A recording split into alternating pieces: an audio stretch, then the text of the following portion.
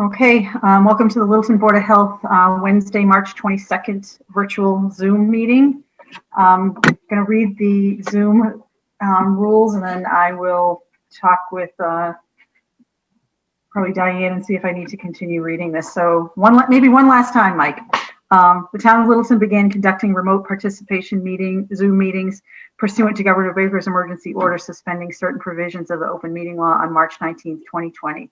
Since that time, unanticipated legal concerns related to open meeting law have been brought to our attention by the town clerk. These concerns are supported by the Attorney General's office and confirmed by town council. One concern is the chat function allows a parallel text conversation to the board's public meeting. Chat is essentially running commentary that is occurring but is not moderated and followed by the chair. All participants and listeners may not be aware of comments being made because the meeting participants join by phone and do not see these conversations. Another concern is constant conversations between residents within the chat room, which are not incorporated into the public record. In response to these concerns, the town will implement the following changes, which in no way prohibit any member of the public from participating in discussion and start sharing information during the public meeting, and will ensure that all listeners and participants have equal access to this meeting. People that join on the Zoom meeting are all set so that their microphones are muted. If you call in by phone, please use *6 to mute or unmute your phone so that the meeting can occur in an orderly fashion. We ask that people who join keep their microphones on mute so that background noises do not interfere with the meeting. If you wish to participate in the meeting, please use the raise your hand function available on Zoom. And if you call in, dial *9, which will activate the raise your hand function. The meeting host will notify the chairperson of the raised hands, and the chairperson will determine whether and when to allow public comment. When called upon, participants should unmute and state their name and address. After speaking, we request that participant return their microphone back to mute. All right, so we have a couple of, everything's a little out of order, Janet. What time? I guess we can start with the correspondence. Well, only because I didn't think the 15 minutes would be enough for COVID before your public hearings. Okay. Usually we just start with the public hearings first, so no big deal. Anybody have any correspondence? I think we had one that I want to mention. I think, Jim, you were included in this regarding the meat cutter at Donlands and the mask.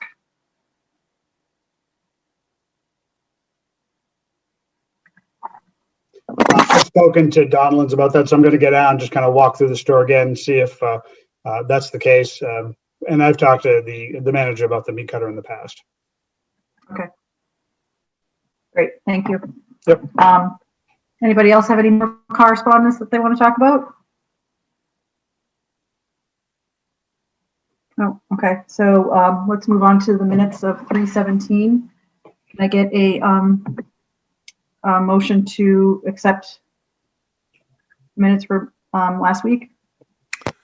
I'll make a motion to accept. And do we get a second? Second. Okay. So got a first and second to accept the minutes for 3/17. I'll get a roll call. Kevin Baker. Kevin Baker, yes. Gino Fratelloni. Gina Ferroni, yes. Louise Nichols. Louise Nichols, yes. Mike Zeldin. Mike Zeldin, yes. And Lisa Flanagan, yes. All right, so we're kind of early.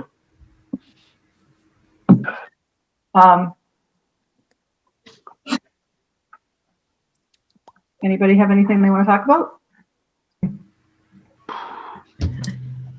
Did you all see the notice from the water department regarding the they're not going to be mixing the water anymore from Spectacle Pond?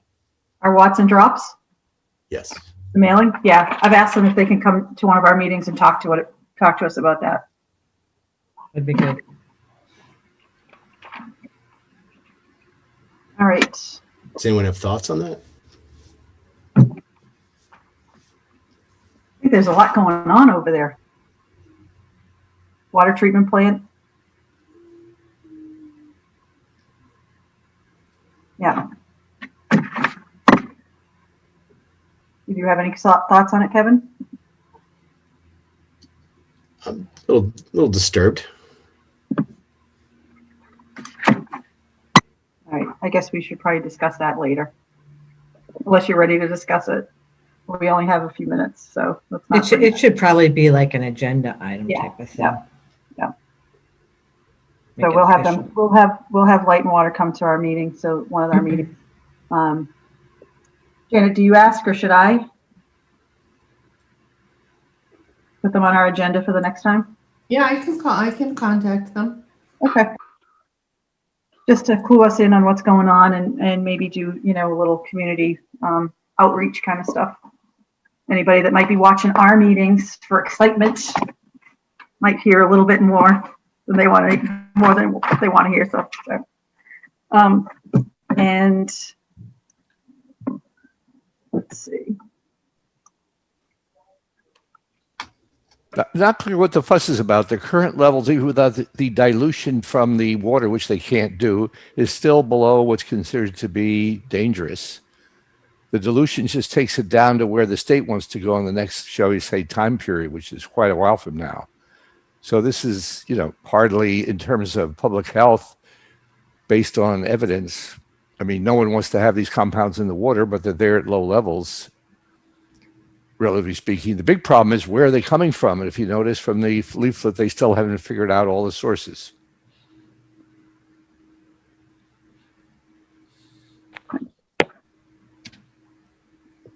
All right. Is Civil Solutions on? I don't see them yet.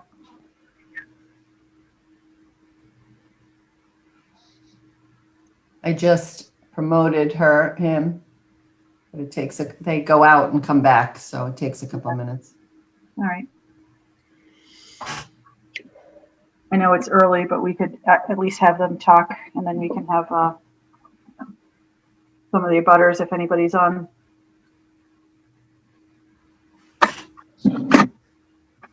Kevin, is there anybody else? I'm sorry, Kevin from Civil Solutions. Is there anybody else I should be bringing on with you?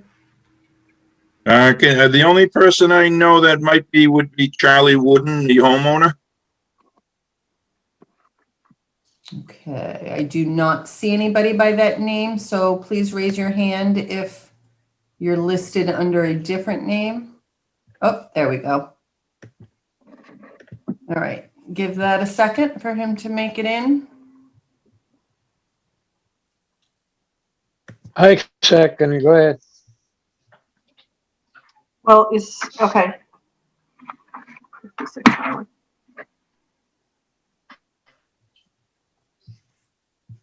That Kevin, is Kevin Yeah, I'm here. sharing your screen? Can you see my the plan? Yeah. Oh. You want me to go ahead and start, or should we wait, or what would you like to do? Do you think it's all right if we start, Janet? Yeah.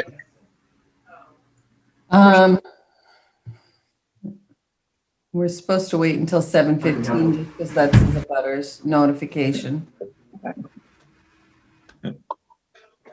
This one actually didn't have any abutter notification. Oh, okay. No, there's no fill within 10 feet of the lot line, so I would guess that's usually what seems to trigger it.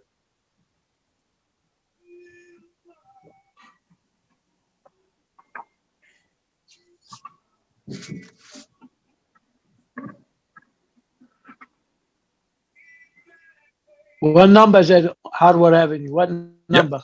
So this is number 56. 56.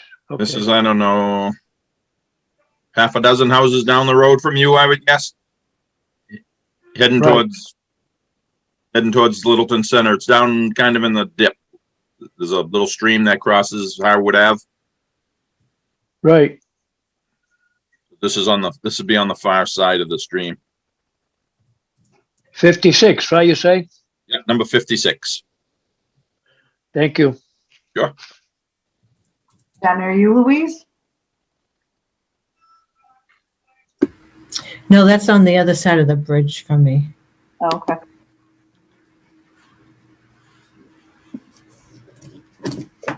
But I didn't get a chance to, I'm not sure which house it is. I didn't get a chance to drive down today.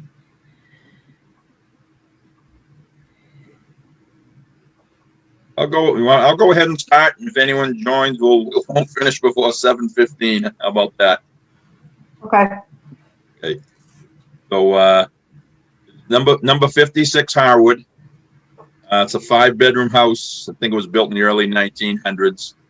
It's got the original cesspool in the backyard. There's a little septic tank there. It's not in failure. The homeowner is an elderly woman. Their son Charlie is trying to be proactive and get a current system. He knows the existing cesspool will not pass a Title V. It's not giving him any issues, but he would like to go ahead and upgrade the system. So there is we've got Harwood Ave. We've got this wetland, a little crossing under Harwood Ave. How far from the wetland is it? Yeah, so we've got the wetlands here. We've got the lot line here. The septic system at its closest point is 47.5 feet. So it's right. This is its closest point. Yeah. We've got the paved driveway. We've got a garage here. It's got an attachment on the back, a shed, which we were able to convince the homeowner to remove that piece of the garage. Right. Just in order so that we could push the system over as tight to the lot line as we could get it. Right. So we're proposing a new. Okay, that's good. It's a new 2,000-gallon 2-compartment septic tank here, and then a bed of infiltrators in this area here. So there's a row of shrubs here. Those will have to be removed. We've got the neighbor's shrubs over here, which we got not do anything with. We've got the rear lot line here, so we're just 10 feet off the lot lines. Obviously over here on the side yard, the yard itself is flat, but around the perimeter drops off sharply down to the wetlands. It's served by town water. And again, it's got a cesspool with the existing cesspool. What we're asking to reduce the offset from the leaching area to the garage from 10 feet to 8 feet. So that would be one variance. And then the other variance we're asking for is to reduce the offset from the leaching area to the wetlands from 100 feet or 50 feet to 47.5 feet.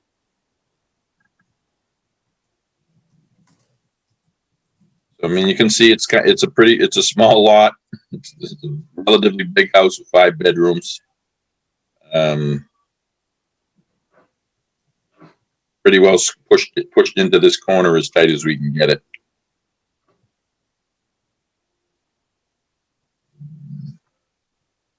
It's got more greater than the 5-foot groundwater offset. We're not asking to reduce the groundwater offset.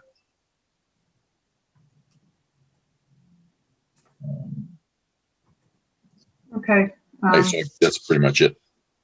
All right. Anybody from the board have any questions for Kevin?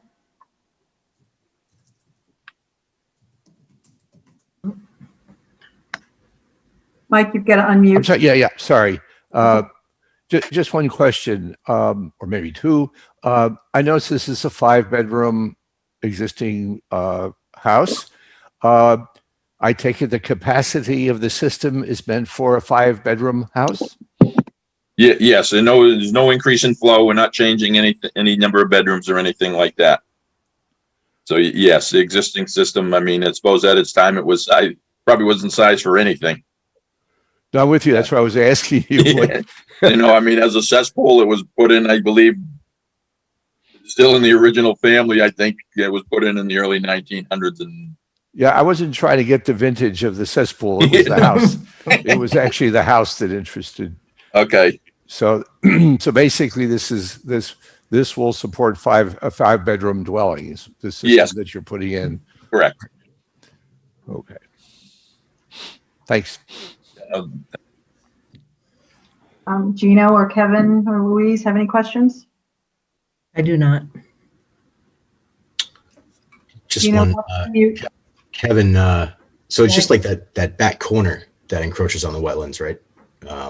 Right here. So here's the Yeah. 50-foot buffer zone here.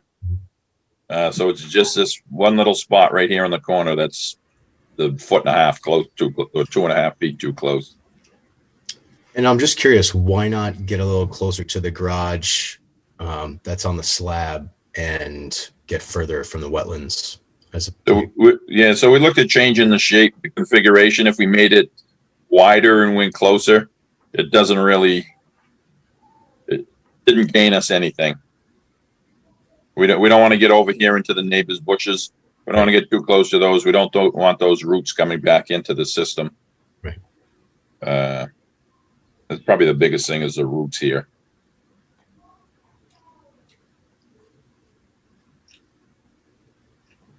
Gino, did you have questions? You have to unmute.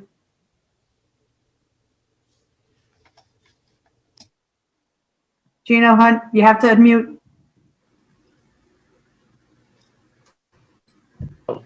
All right, I can talk now, right? Thank you. All right, I don't think I have any problem with it because after all, the house was built in 1900s, five bedroom is existing. They're not adding anything. The lot is the same way there was with the cesspool and the 2,000 gallons of, I think it's big enough to hold a 5-bedroom. I have no problem with it. Unfortunately, I wish he had a little extra bigger land, but he doesn't. So you can't say you can't do it just because you have different opinions. Thank you.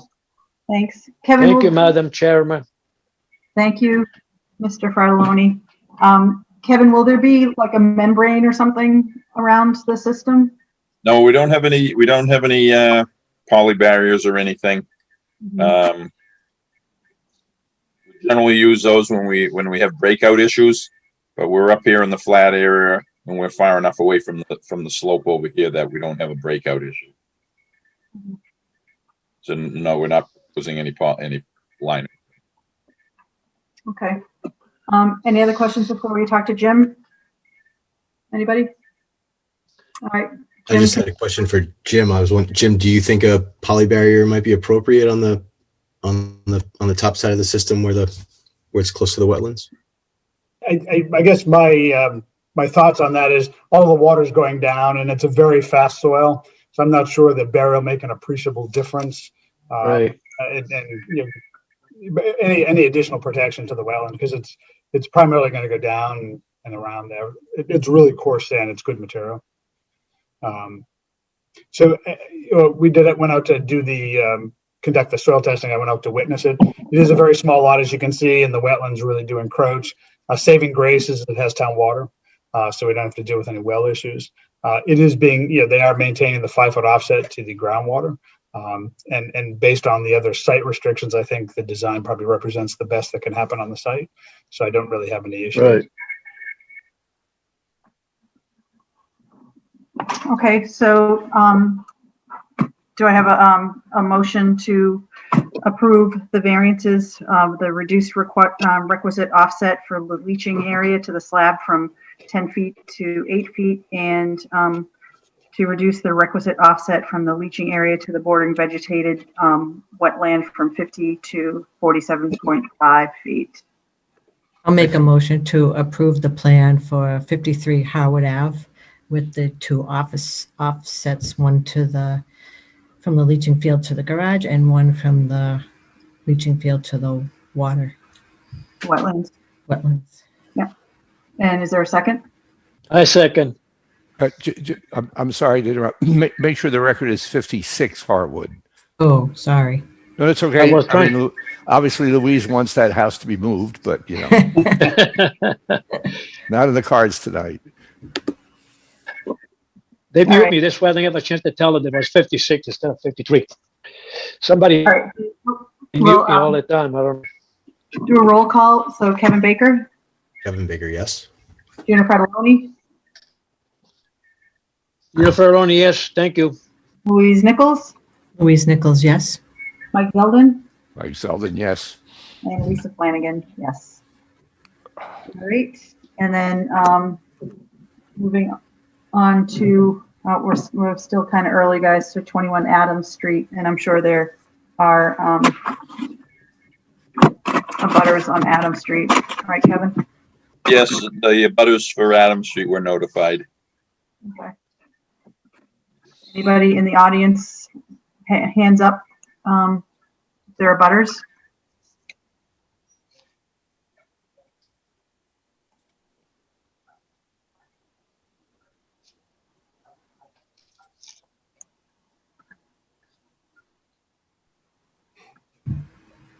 We forgot to have Mr. Wooden chime in. I guess he didn't need to.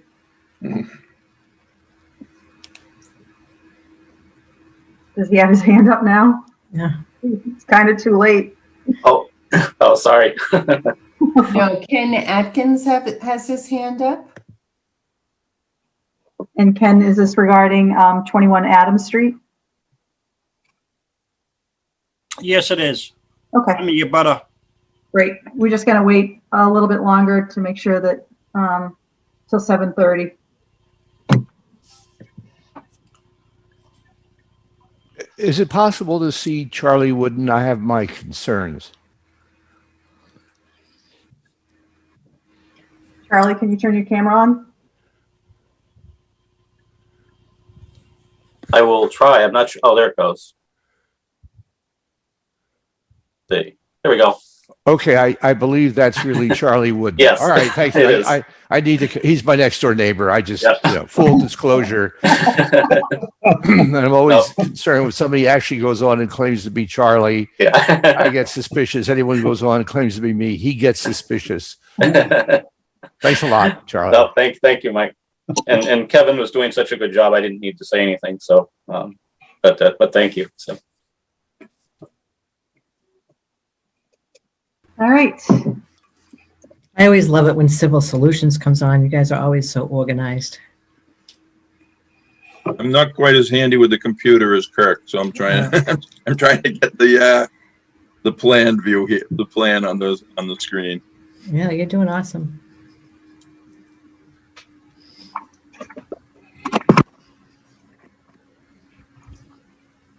Jim, is that true that we don't need a butters notification if there are none? Or if it's not an issue with the 10-foot offset? So your regulations require the notification for abutters for when it gets too close to property lines or for when barriers and walls are used. Title V has a list of, so if they're applying for a Title V variances, then abutters need to be notified. And certain local upgrade approvals, so certain variances that boards are allowed to grant require notification. So if you are getting within 10 feet of a lot line with a system, they'd have to notify that affected butter. If you were getting within 100 feet of somebody's well, you'd need to notify that abutter. So there are different notifications depending on the requirements. Okay, so what Kevin mentioned before that with Harwood Ave, the 56 Harwood Ave, because it wasn't encroaching within 10 feet of the abutters, they did not have to be notified? Correct. Okay. All right, 7 more minutes. What can we talk about? Do you have anything to talk about, Jim? Lots of stuff to talk about, but I've been probably more appropriate to wait for the COVID update. I'll put it all together with that. Yeah.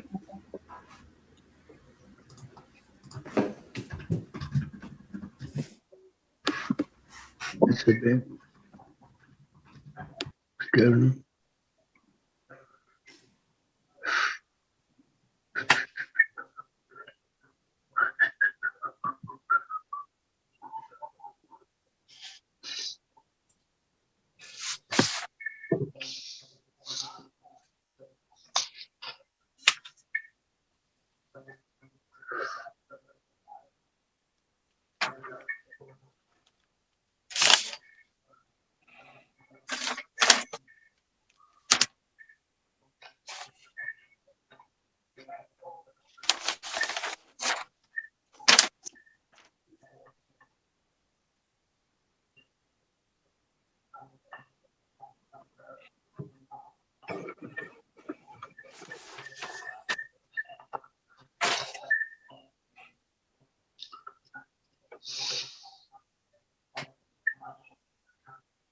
What's we do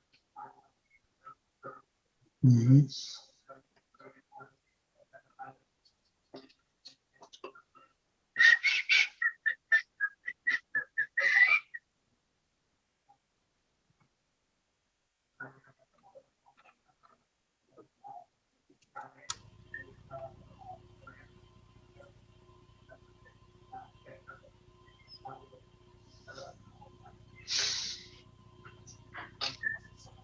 Oh, boy.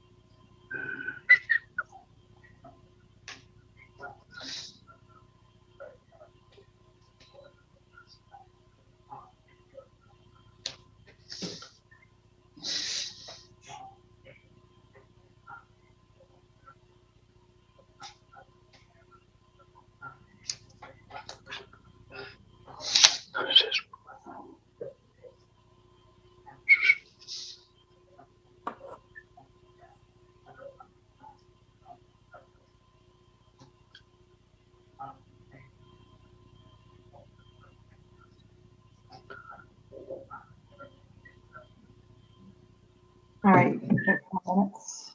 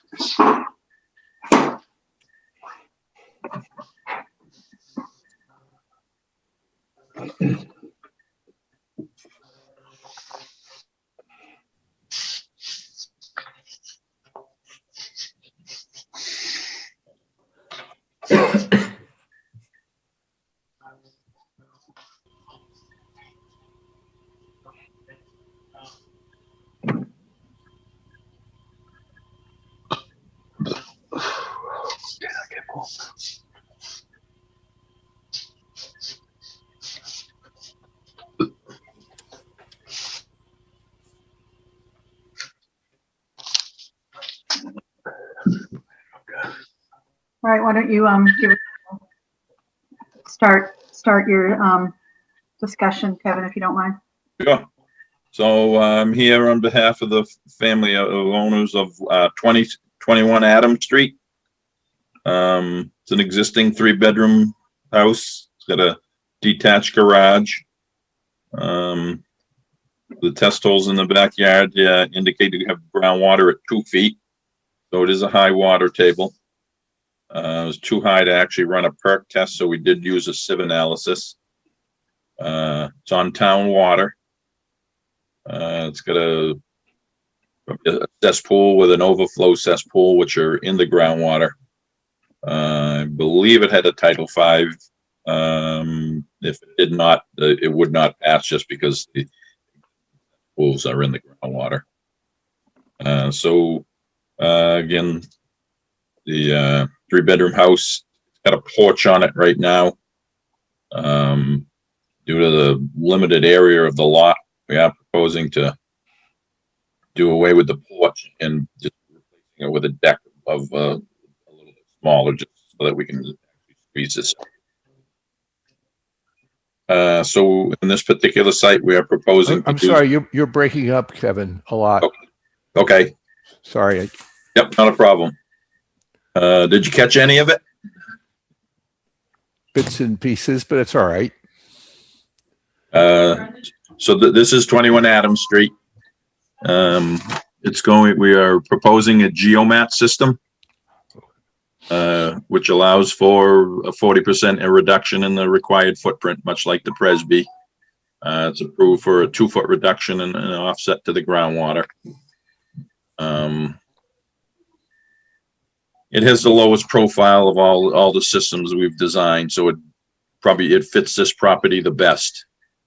So we're proposing to remove the existing porch and shorten it up and putting a deck in instead, just to give us some additional area in the backyard. The system does meet the offsets to the lot lines.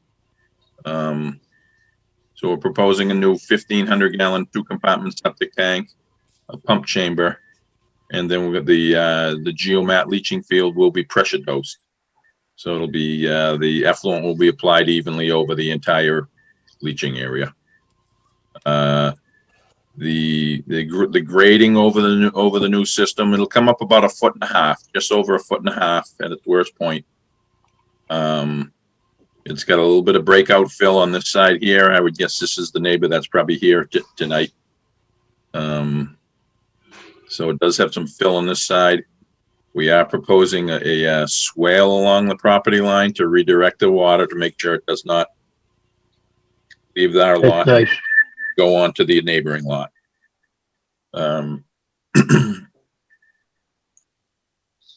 So what we're asking for tonight is we're asking to be allowed to approval to use the geomat for the 2-foot reduction in the groundwater offset. Again, the geomat is approved through DEP for that 2-foot reduction. The lot was too wet to actually run the perk test, so we did run a sieve analysis. I believe it came back as a class 2 soil. So we're using a 30 minute an inch perk rate. And then we've got some breakout fill over in this area here, which is less than 10 feet to the lot line. So we're asking to be allowed to grade within 10 feet of the lot line.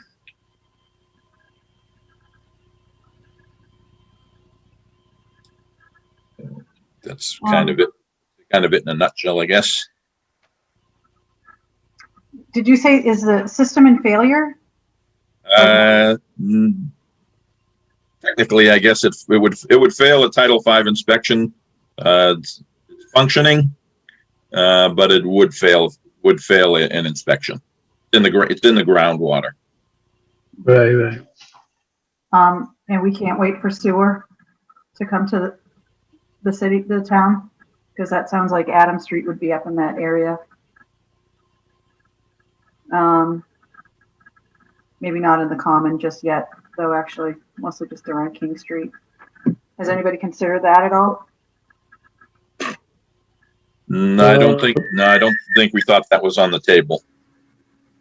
Yeah, I don't think it is now. That's why I'm wondering if it's in failure right now. Obviously, you want to fix it, but if it's just something that they're doing preemptively, maybe they might want to look into see when and if they can get sewer too. So that was just my.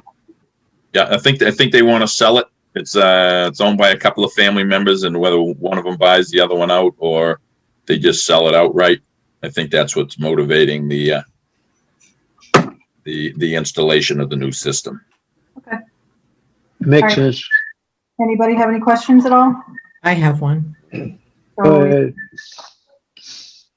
Kevin, the cesspool's going to be removed? Yeah, so those will both be dug out. They'll be pumped out, dug out.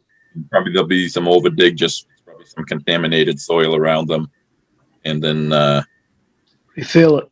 and then we'll fill it with septic sand. So they're both in the overdig of the, and basically in the footprint of the new system.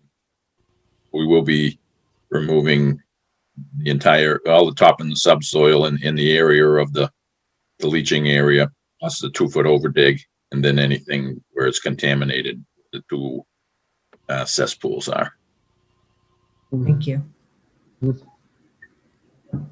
Anybody else? Very good. You're going to put a swell there, am I correct? Yes, down between 21 and I believe it's 19 Adams. We'll have a swale down the side of the lot. Yeah. And Make it like a foot away and also deep, and put stone on it. That way will help you later on. Yeah, because right now all the water's, it's all heading down Adams Street. From the top of Adams Street, it's all going down this way anyway. Right. So we're not changing. with this new system, we're not changing the flow of the water. Okay. We are trying to accommodate the neighbors, I would say. Your neighbors, yeah. Thank you. Kevin Baker or Mike Zeldin have any questions at all? Comments? Kevin, I was just going to ask, it seems like really the only reason you need the variance for the 10-foot 10-foot offset is to create that swale, right? I mean, it's not really, you don't need it we've for the got system. we got a little bit of fill right here. Okay. So we're probably, I don't know, 8 feet off the lot line. Good. That's good enough. Do you have any questions? I'm sorry, Mike, you're not on my camera. I can't see you. Saying no? No questions, Mike Zeldin? Okay. All right. Do we ask the abutters or do we talk to Jim first? I would go with Jim first. Okay. Jim, what's your take on this? So Adam Street, as you know, because we've seen a number of properties come in, high water table, kind of flat backyards, they all kind of share a sloping backyard down towards the main street. And again, the reason to try to keep the profile of the system as low as possible. The geomat, as Kevin mentioned, is one of those systems that allows that to happen. And one of the other benefits of the geomat is if it's pressure distributed. So this system doesn't have a distribution box, a D box. It actually is pressurized into the system so that you get equal distribution of the water over the entire leaching field, as opposed to a regular leach field that once it's pumped up there, it usually runs to the end of the system and starts to flow backwards. So this is equally distributed across the leaching area, which allows the breakout fill, which is that fill that typically has to extend out 15 feet beyond the edge of the system out level and then slope through to one, to be reduced down to 2 feet. And so that helps a tremendous amount. If we didn't have systems like Geomat or the pressure distribution system, the Perkrite, you'd end up with probably a retaining wall along the property line just to try to meet the breakout. So again, there's a benefit of using the system along with that 2-foot reduction. Again, you're getting the system above the water table. You're getting those cesspools gone. It's a remarkable change over the existing system without creating additional surface water problems in the area. The area served by town water. I think it's a reasonable design for the site. It is. Great. And Nice square. there was an abutter. Anybody with a hand raised? Just I do, Lisa. Can you state your name and your address, please? Madam Chairman, my name is Kenneth Adkins. I live at 19 Adams Street. I am the abutter to 21 Adams Street. And I have a couple of questions that occurred to me during the discussion. One, is there any status update on sewering Adams Street? And the second question I have, because their lot is just about identical to my lot size, and at some point in time, I'm going to be faced with the same problem. So I'm just trying to think ahead. On the tank itself, or the geomat, as you call it, whatever the technical term is, how far underground is that going to be? And then the next question I have, what is going to be required for overall system maintenance? Those are my questions. Thank you. Great. So I just got a text from somebody on sewer that the initial phase is targeting commercial property along King Street and 119, and that residential side streets would be a later phase. So if, like Kevin was saying, they want to sell this property, they probably can't wait for sewer to come. No time frame? No, Yeah. like 10 years, 5 years, 20 years?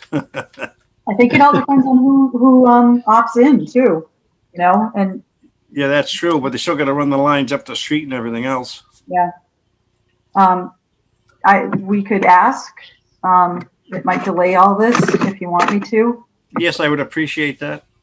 All right.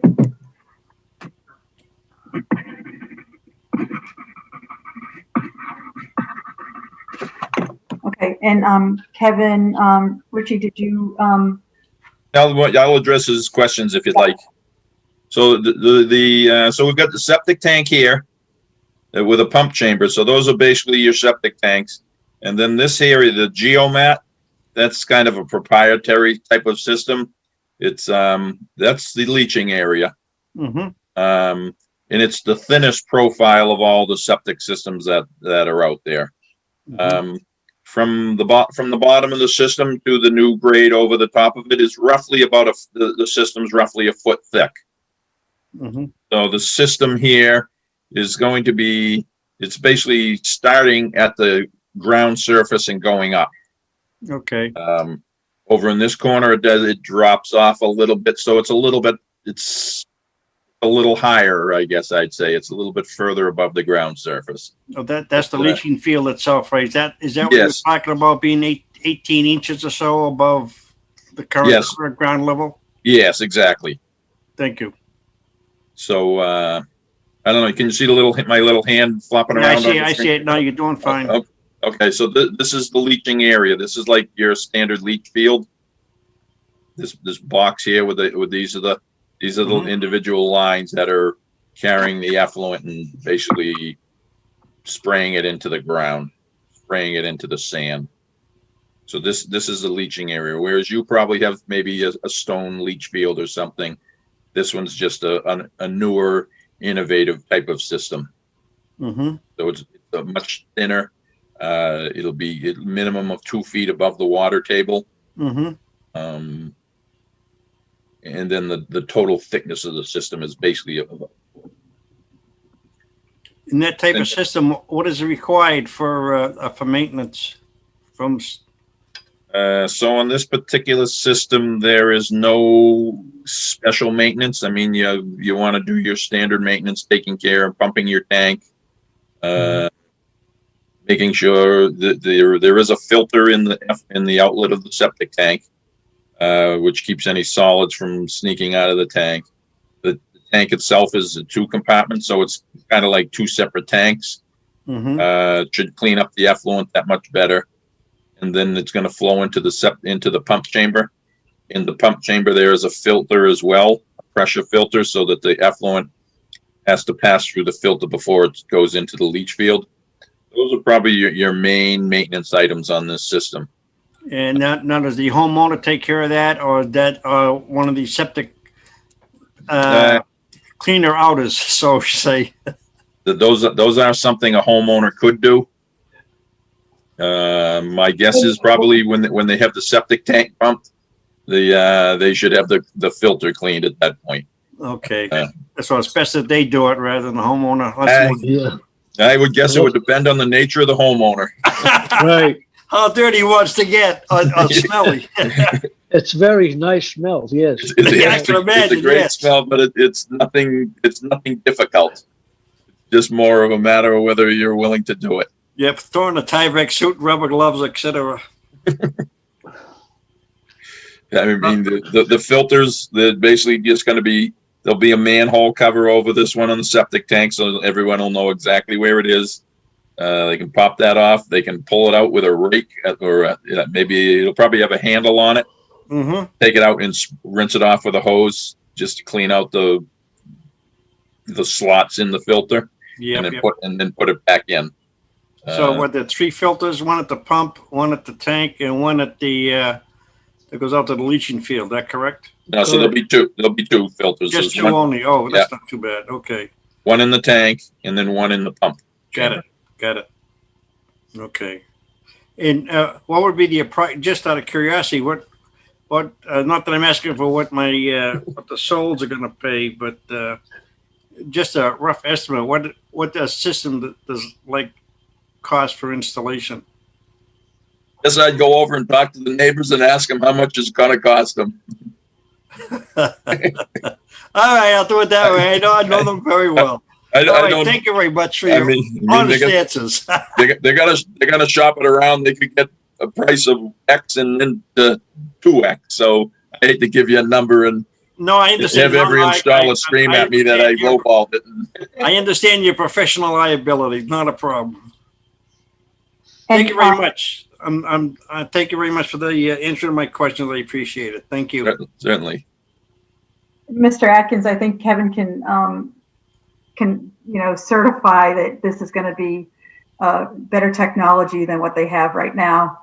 And Yes, safer well, for like I said, I'm faced with the same. I will be faced with the same problem at some point in my life or end of life. So, Right. I mean, trying to get all the. we've done a lot of them on Adams Street, and the ones further down, I think there's some with the retaining walls. They're Yeah. basically around 3 or 4 sides. Yeah, I've seen this one- those. This just happened to hit the timing right, and this particular system has come along, and now it's another option. Is there like an underground brook or river coming down from the top of Adams Street down to the bottom? There's a lot of groundwater that comes down through here. It's probably at 2 feet the whole way down. Wow. I think it's just below the subsoil. It rides on the natural soil Yeah, there. it's all the silty clay, so it doesn't drain with the Don. Yes. And it's the same, all of Adams Street until you get to the very bottom. Okay. Oh, they got lucky, huh? All right. Thank you. You're welcome.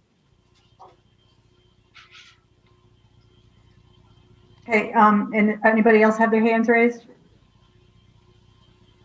No, thank you. I'm not seeing any hands up. No, Lisa. Does Ed Mullen have his hands up? Look.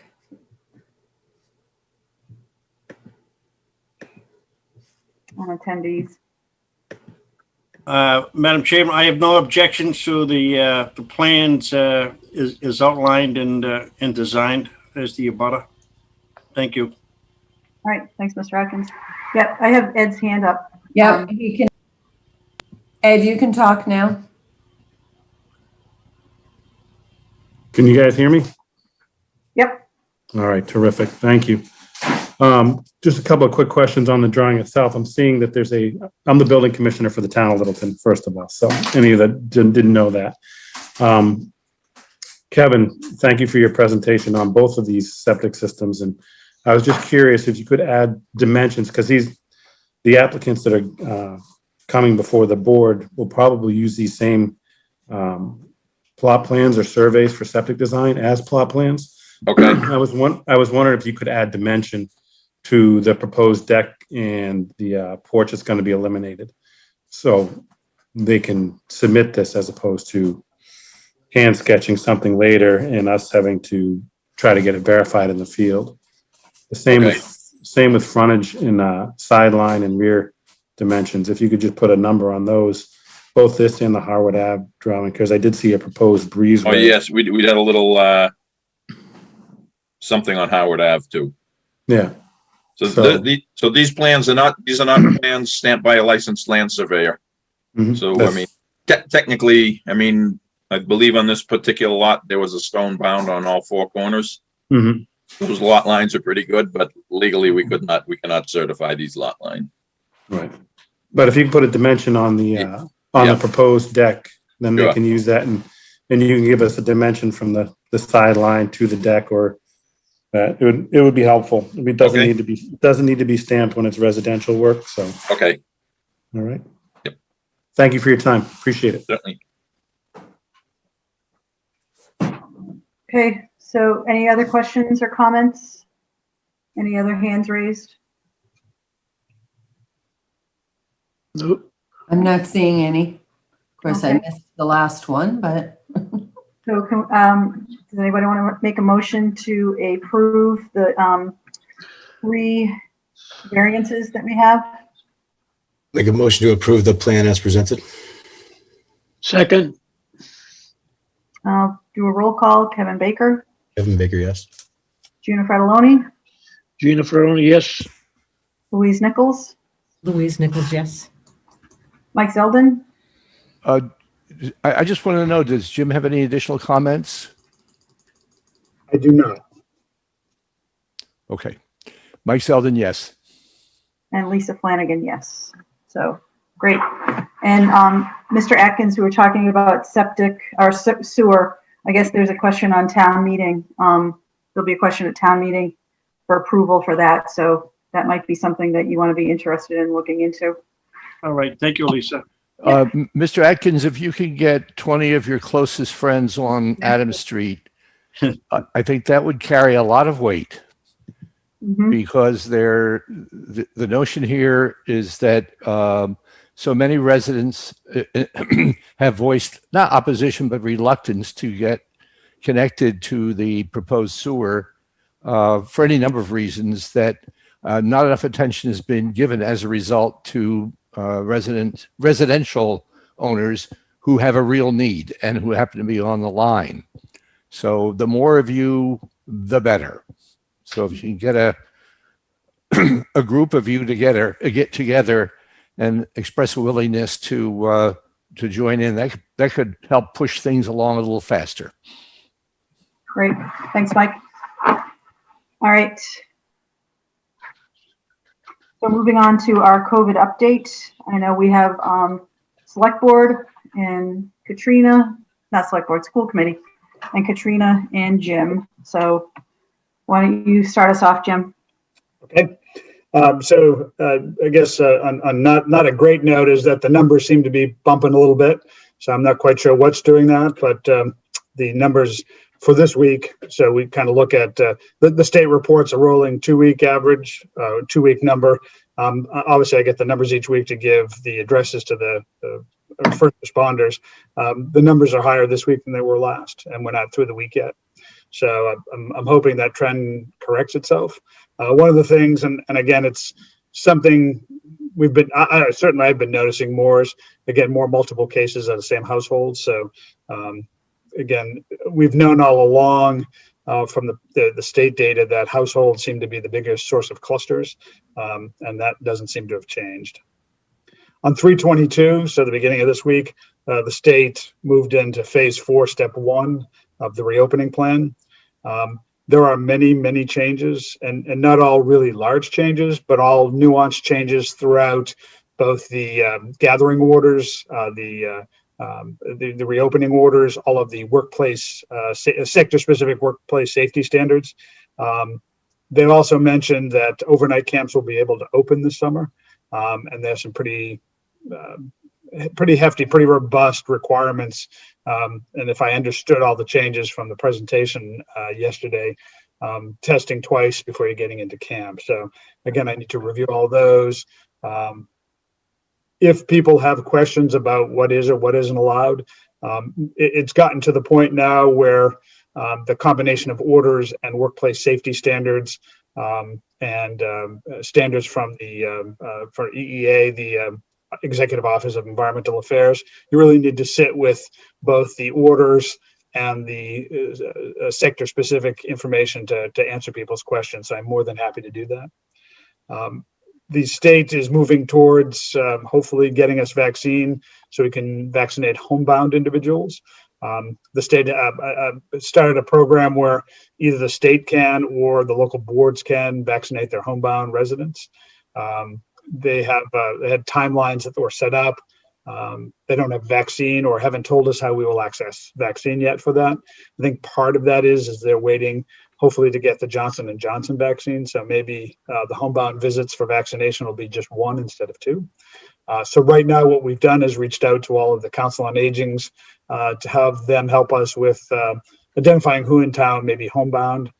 And again, I say homebound, the state had actually put together a definition, and we supplied the Council on Agings with that material from the state on what homebound was considered. So we are receiving intake forms, if you will, from the different Council on Agings, and our Tamara Bedard, who's our community nurse manager, is putting together a plan to get that done.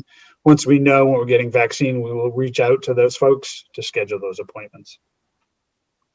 One of the changes was they got rid of the travel order and now is a travel advisory. And so things like must and shall turn to should in that travel advisory. And they have the exemptions first on the page. So if you go look, they talk about how you're exempted from the advisory. And one of the first ones they talk about is, people who are fully vaccinated. Fully vaccinated meaning that you've received either 1 or 2 doses, depending on the vaccine that you have, and that you're 14 days past that initial or second dose, just so people have a sense of what fully vaccinated means.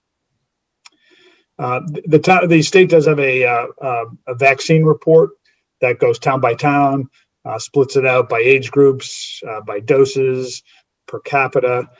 You can find that report. It lists all the towns by county on the state dashboard site. So if you're interested in how the state's doing as far as vaccinating, the state has received both through doses that they're administering and doses that the federal government is sending directly to pharmacy, about 3.5 million doses. About 3 million doses have been administered. There are about 1.1 million people in the Commonwealth who are fully vaccinated. The gathering orders changed a bit, so that's and with that, it allows other activities, and again, kind of trickles through and changes some of those workplace safety standards. Probably the most important thing to remember is gatherings and private residences. Indoors is still 10, outdoors is still 25 for the private residences. Gathering at events or in public settings, the indoor max is now 100 people. The outdoor max is 150 people. And again, those are in the gathering order. It's important if you start getting into specific businesses to take a look at those workplace safety standards or safety standards in the case of EEA to kind of fine tune what the actual occupancy rates are. So it's important to use both of those documents when looking at that. Now for the Rockets, they went into a bubble, no fans. So what full right now. Most teams only have maybe 10%. Who's watching the baseball game? I was going to say that's not me. So one of the most successful. So one thing I did want to mention while we're at this point, if it's all right, is there was an email that came in and it went to the Board of Health office. Janet forwarded it to me, went to Selectmen about your Patriot Day ceremony. Yep. And the person, Linda Stein, was asking for the board's thoughts on their ceremony. I'm not familiar with what that ceremony looks like. But in light of the gathering orders, one statement I did note in the email from her is that they didn't think they could restrict the number of people who attended. And so they were wondering what the board's thought was on holding that activity. So whether this is a good time to talk about that. I guess they have a planning meeting on the 1st of April. If you wanted to try to provide some information to the Historical Society on their ceremony. Again, I don't know what it comprises. Yeah, I'm not sure either. Has anybody been to this celebration at all? I think it's outdoors for sure. Liberty Square. It is outdoors. It's described as it's drums and guns. And if they're outdoors, and as long as how many are there, as long as it's under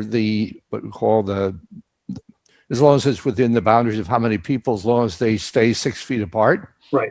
And wear masks. Mm-hmm. It's fine. But when they say they can't control the number of people who show up, if they can't control it, that is, they can't turn people away when the number gets hit, then if they don't have that ability, they shouldn't be holding the event. I just believe they're perfectly capable of, if they have guns and drums, they should be able to keep people, restrict the number of folks. They did mention that the Patriots in Boxborough with the guns and the drums, no Patriots from Boxborough with the guns and the drums invited for this year. So that'll keep the crowds down. Yeah. My Fontanella has max again, Jim, outside 100. According to the 150. And again, the social distancing and the mask wearing would be important also. I don't know if you want me to have some further conversation with Yeah. Ms. Stein to see what's happening, and then I can let you know. Yeah, that would be great. Thank you. Then you can give her some advice about how to handle the Well, I can crowd. first figure out what the event consists of, so then we can have a conversation, right? Sure. I have still been working with some of the state reps on a regional clinic for over to Devon's. Not quite sure where it's going to end up, but we're still working to try to make something like that happen. Met with Representative Harrington and the person she's having trying to head it up on Tuesday morning to kind of go over what their plans are for over there. So I'll let you know how that transpires. Yeah, there's a piece floating around indicating that Acton has submitted a proposal for being a center as well. Sure. Yeah. I think as more vaccine becomes available, you may actually see more regional sites and maybe even going back to local boards of health being able to vaccinate. Just my guess. I mean, when the supply is tight, you're really trying to make sure you're controlling where it goes and keeping a track of how it's getting administered. Maybe once you're not worried about constrained supply, those requirements will be lifted too. And that's what I have for an update. Thank you. Great. Thank you, Jim. Anybody have any questions for Jim? All right. Thanks, Jim. Yep. I know school committee's here. Katrina's here. Are you guys doing okay for time, Mike Fontanella?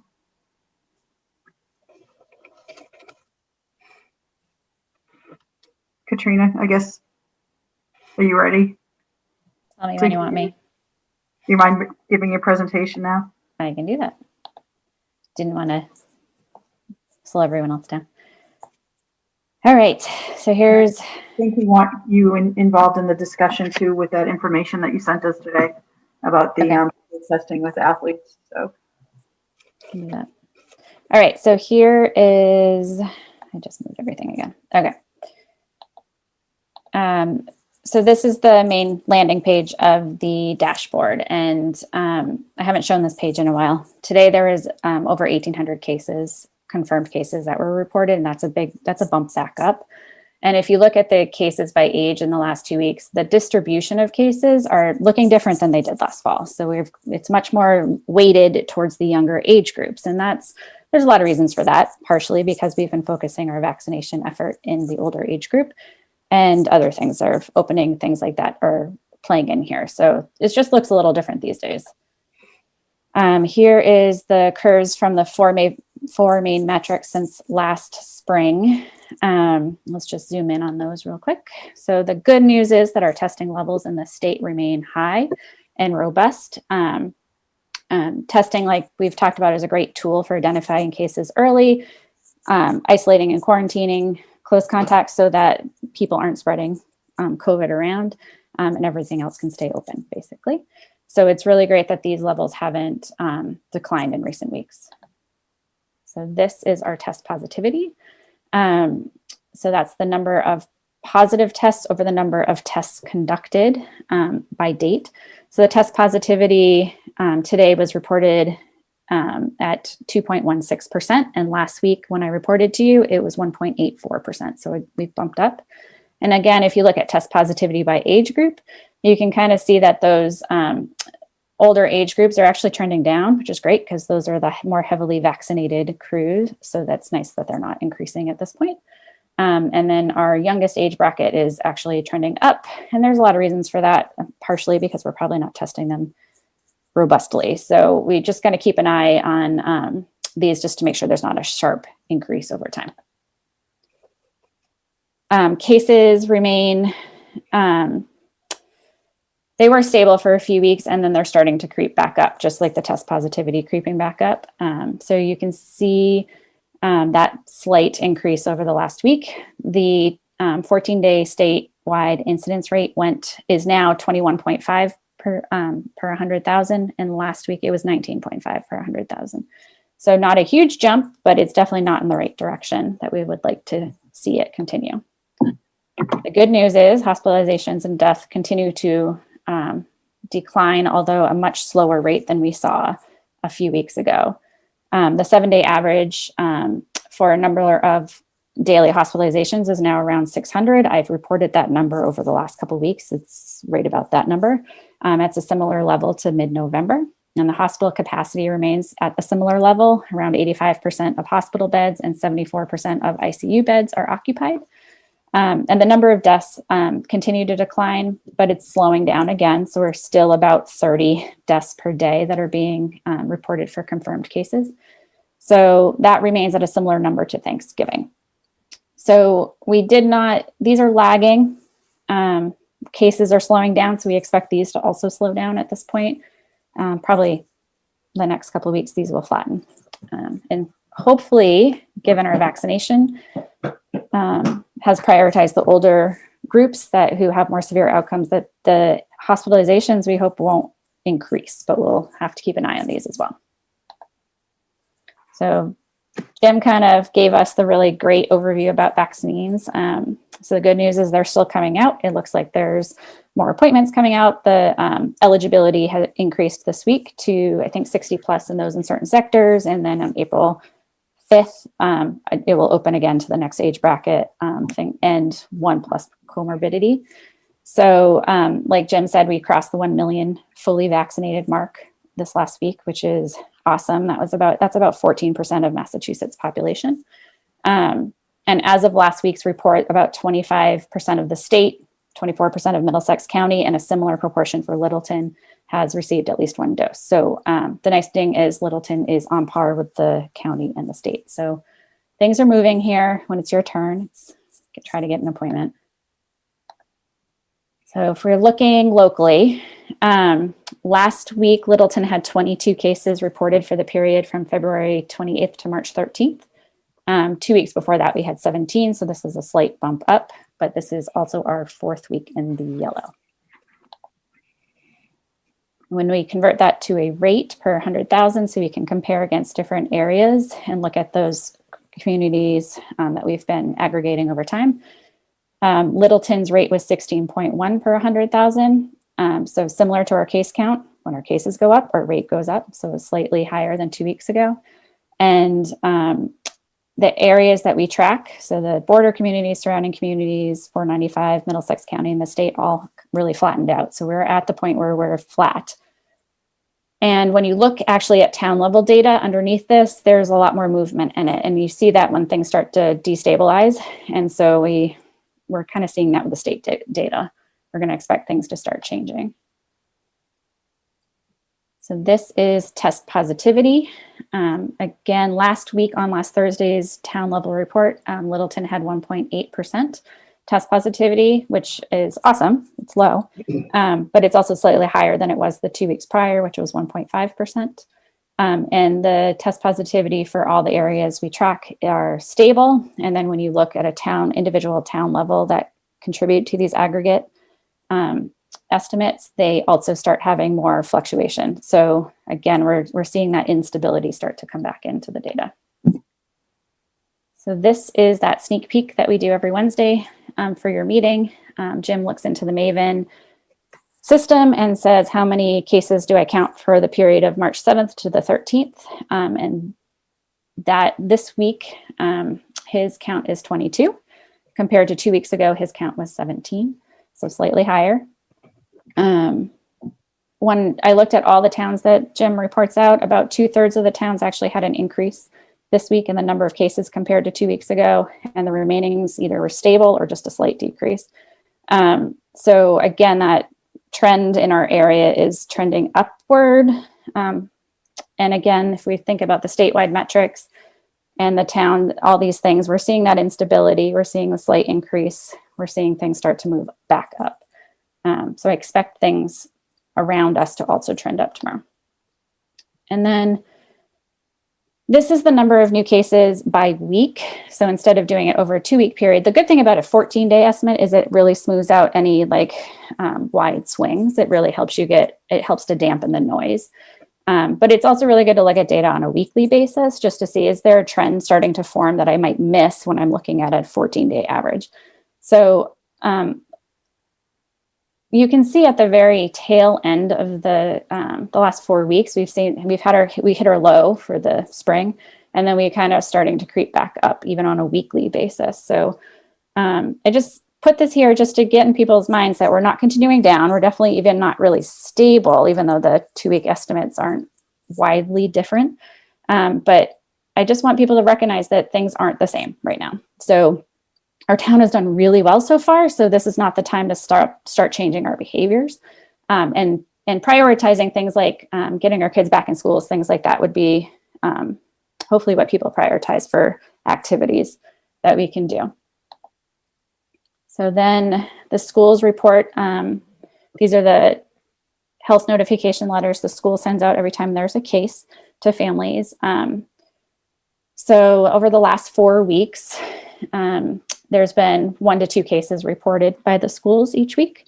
And these are the same weeks that we've been in the yellow. So this kind of is like our baseline. When we're in the yellow, we kind of still get cases that enter the school population. They don't necessarily enter the school building, but you'll see cases arise in that school population.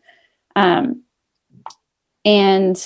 these cases are spread out across all 4 schools. Like, you won't get one school that's not clustering within a school. So that's a good sign that right now, under our current hybrid and remote school models, things are spread out and not, there doesn't seem to be one school that's having an issue with mitigation, which is great. And then I just got an email from Lynn Snow today that said that through last week, there had been 10 days of pooled testing, and none of the pools have come back positive.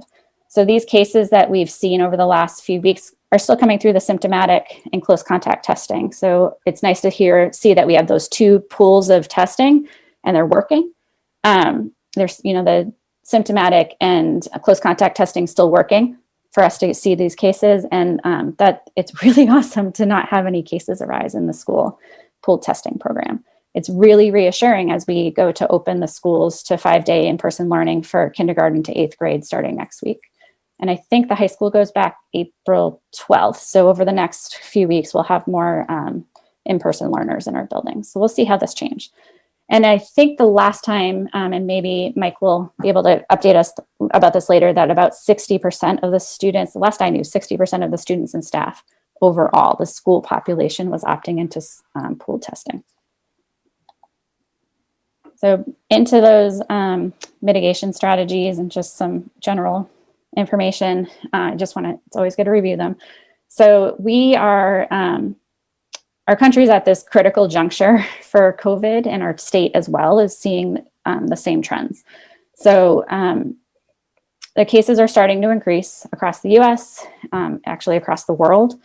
And those more transmissible variants are here en masse. I haven't had an update from the BU testing variant, the genomic sequencing testing in a while, but they're here, they're present, they're circulating. And we are in a race against time to vaccinate people versus these variants and spread. And things are opening, businesses are opening. When things open, we get more spread. So this is not the time to let down our guard. And I realized, as I looked at this cheese block today, I realized that when I started talking to you guys last fall, there were very few layers of cheese we had access to, and some of them were very uncertain. And then over the last, 4 months, we've really learned a lot about which layers of cheese are important and are protective and effective and really good at slowing spread. So this cheese block, especially now that we've added vaccines, looks really different than it did in the fall. So choosing the few cheese layers that are really effective is really important. One of those cheese layers continues to be, if you are symptomatic, please don't go to school or to work or to hang out with friends. It's really important, if you're not feeling well, to go get tested and see if you have COVID. So remember to do this symptom check every day for everyone in your family. So the other thing we can do is, like I said earlier, that testing is a really great tool to find people early and to help prevent spread.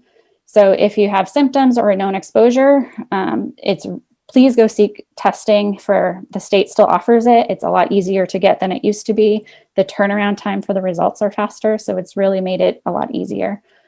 to get to know if you have COVID or not. And then the school's pooled testing program is a great tool that our schools will have, especially as we go into more in-person learners in the building. It's actually the best tool that we have to measure what's happening in the schools directly on the school population. That would be great information for our schools to have at their disposal as they're trying to make decisions and trying to say, is this town, if the town goes up in rates, is this really impacting the schools, or can the schools keep working, keep open? So I've also seen a lot of really concerning data come out of Europe that given the variants, that there's more transmissibility among, that the kid age, like those younger age groups, are being out proportioned impacted by the variants. So that's in Europe. We're always like 4 to 6 weeks behind Europe. So this is important. Like having this toolkit, this piece of the toolkit is really important to keeping everyone in our buildings safe, the pooled testing program. You guys didn't know my son was, I won't make you guys play this. My son was famous there. He was willing to be the demonstrator. So what I do want to say is, if families have concerns and their kid's anxious or just wants to learn more, or if there's other issues, Lynn Snow at the school is fabulous at answering them. And the nurses, if they don't know what your concerns are, they can't help address the problem. I've heard of accommodations for kids who are nervous about testing. I've heard of a lot of different approaches. The nurses are fabulous. Please talk to them if you have questions about that. Another thing we can do is just keep wearing our mask. Now's not the time to stop. Wear that well-fitting multi-layer mask every time you're in public. Make sure it's nice that there are more options available now, so that makes it easier to have access to this layer of cheese. And then one of the most critical things we can do to help our communities is to get vaccinated when it's our turn. I just learned of 3 studies published today, I think, in the New England Journal of Medicine that reported on the effectiveness of vaccines. So effectiveness is once vaccines are used in the population, not in clinical trials. And I only quickly skimmed the articles, but they look amazing. Actually, it's really, things are going to look good if we get enough vaccine in people's arms. So I look forward to reading more about those studies, but so the studies really look to be that they're not only preventing against severe disease, so those severe disease, hospitalization, and death, but they really are protective against community spread and transmission. So one of the best things we can do to end the pandemic and get things back to normal is when it's your turn to get vaccinated. When I think about vaccines, like a year ago, we were talking a year and a half to get vaccines. And if they were 50% effective, we would be happy. And here we are, like less than a year later, we've had vaccines rolling out, 3 of them highly effective, greater than 50% efficacious. So we're really lucky right now. So really what we can do is to try to get as many people vaccinated as possible, as quickly as possible, so we can hopefully outpace these variants. The CDC released guidelines. I reviewed them here at this meeting a couple weeks ago, that what people who have been vaccinated can do. And the more people who get vaccinated, the more thing we can do as a community, we can do safely. So that it's an interim guidance, because they anticipate as more people are vaccinated that they can loosen them again. So remember, fully vaccinated means 2 weeks past your last dose. So that's the second dose of Moderna and Pfizer, and your single dose for J&J. So fully vaccinated people can visit with other vaccinated people without wearing masks or physical distancing. A fully vaccinated person can visit with unvaccinated people of a single household who are at low risk for COVID, and without wearing a mask and physical distancing. And then if you end up putting 2 households that are unvaccinated together, it's still recommended that you use masks and distance, because you have multiple households together. And then there's also benefits once you're fully vaccinated, you can refrain from quarantining and testing following known exposure. So that's actually a huge benefit, as if more COVID spreads around, that we can, if you're fully vaccinated, you can take a break from having to go get tested every time. And when in doubt, so when you're unsure whether you should gather or not with this person, if it meets the criteria, it's just always better to layer up. So using masks, physically distance, minimize the duration of your event. So there are things we were going to look forward to as we all get vaccinated that will make things so much more normal. But right now, we still have to be a little careful. But it's nice to see it coming. And then for my last slide tonight, I think it's my last slide, let's talk about Passover, which is this weekend, and Easter, any gatherings related to those. And this still applies to April break. Most people aren't going to be vaccinated by April break. So the good news is, unlike the winter holidays, some of us, we have family members who are fully vaccinated now. So it makes it easier for us to gather and not have to worry about transmission at those events, especially with older relatives. But it's still important to plan ahead and to make sure you have that conversation with everyone to make sure everyone's vaccinated or not, their status, basically. And the same layers of cheese we talked about for Christmas and Thanksgiving apply here. So those masks, distance, improving ventilation by eating outdoors. The weather's better, that's easier to do.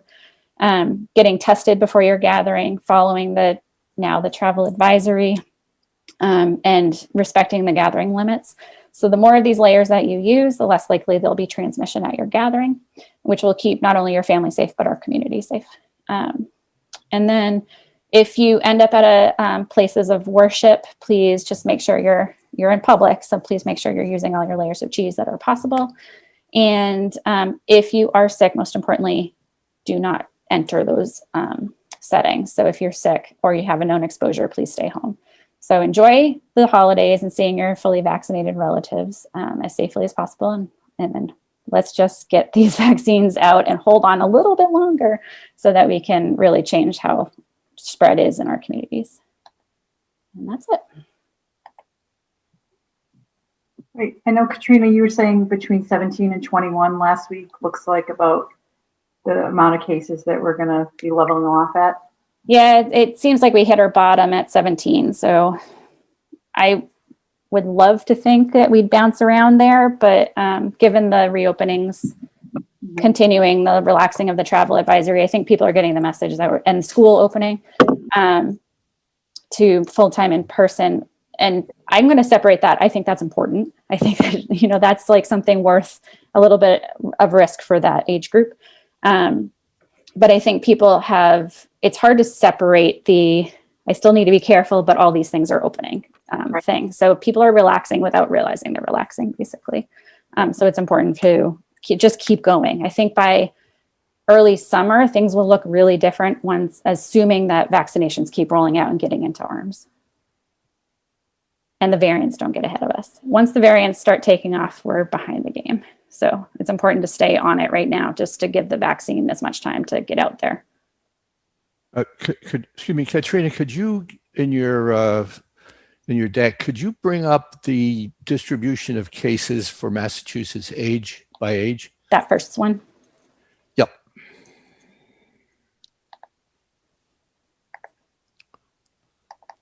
This one. No, not that. That one helpful. There's another one that you had was a little bit more graphic. This one. No, it's by age. By age. That was by age. Yeah. That's what I'm looking for is the data that show that the shift in the population getting hit with the virus is younger. Yeah, it's this one right here. Yeah. Okay, that's the one. Okay, thank you. You're welcome. So this is all I'm pointing out to is the obvious, but I think it may be germane for our discussion tonight. And that is, if you'll notice that the not new targets, but the virus goes where the targets are. So you have the vaccinated folks and the folks who are taking masking and all the other mitigation measures seriously. And you have others who are, for whatever reason, can't all be the Florida effect. I have no idea what this is, but you see it, and the number that concerns me, because I still haven't seen it broken out, is the 0 to 19 group. And I've tried several different avenues to get that. I have gotten it from a few places, not Massachusetts, unfortunately. And I have to tell you that the notion that children under the ages of 16 are somehow or other immune are not, that's not the case. They get it and the results are not pretty. But Yeah, when I'm Yep. gonna, I'm when sorry. you start looking at the studies that report it in broken down age brackets, so like, so before school age, so it's that 0 to 4 and 5 to 9 and 10 to 14 and 14 to 19. You see that age gradient. There's more transmission of the older age groups than it is the younger age groups. We're like working up toward being an adult, basically. And that makes sense given social behavioral patterns. You know, your teenager has more freedom than your 4-year-old does, who's always with a parent. So, and then varying degrees between all of that, like between the two extremes. So yeah, we're not this group. This is also what's being seen in Europe is the younger age groups are outproportioned for number of cases than they were with the wild type COVID, the original. So there's changes with these variants, and it's partly who is open, who's exposed, who's doing things, which is why all these mitigation efforts in schools and things are really important right now. Yeah, before we get to variants, just to make it clear, those numbers that we see here are not all variants. That's true. There's a component in the U.S. that's definitely original. You know, the other thing is that we have two public health issues here. One is that kids should be back in school to be with each other and their teachers and the staff in their usual environment. And the other public health issue is the pandemic itself. And I think one of our major objectives, among others, is to have kids in school as much as possible. So I just want to sort of use the numbers just presented and keep in mind the mitigation and, shall we say, efforts to keep having schools open is probably one of the more important things we can do. For in-school learning, I'm sorry, I want to make it clear. I'm talking about in-school learning as much as possible. All right. Thanks, Katrina. Does anybody else have any questions for Katrina? And we can segue right into school committee discussion if you guys are ready. Sorry, I'm going to sneeze.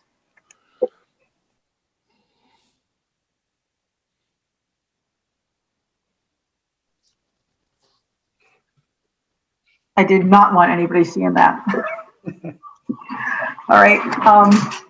So Mike and Dr. Clunchy, I'm glad you guys could make it. I think you've got some other members on too.